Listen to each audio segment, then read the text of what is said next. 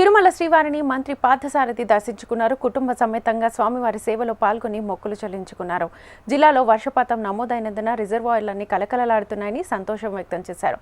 రైతుల వ్యవసాయం, పాడి పంటలు బాగుండాలని భగవంతుని ప్రార్థించినట్లుగా పేర్కొన్నారు. యువత అందరూ అభివృద్ధి చెందాలని తపిస్తున్న సీఎం కల నెరవేరాలని కోరుకున్నట్లుగా మంత్రి పార్థసారథి తెలిపారు. అన్నీ కూడా కలకలాడుతూ ఉన్నాయి. మరి భగవంతుడి ఆశీర్వాదంతో వర్షపాతం కూడా చక్కగా ఉండి రైతులందరూ కూడా వ్యవసాయం, పాడి పంటలు బాగుండాలని చెప్పేసి మనసారా భగవంతుని ప్రార్థించాను.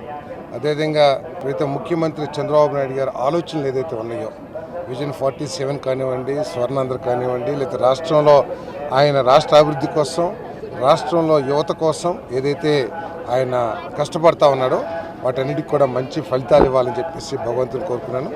అదేవిధంగా రాష్ట్రంలో ఎక్కడ కూడా విద్వేషాలు ప్రజ్వరిల్లకుండా, ఎవరు దాన్ని విద్వేషాలు రగిల్చాలని చెప్పేసి ప్రయత్నం చేసినా కూడా అటువంటి ప్రయత్నాలన్నింటినీ కూడా భగవంతుడు అనగదొక్కాయాలని చెప్పేసి ప్రజలందరూ కూడా మంచి శాంతియుత వాతావరణంలో వారి కుటుంబాలు చల్లగా ఉండాలని చెప్పేసి భగవంతుని ప్రార్థించాను.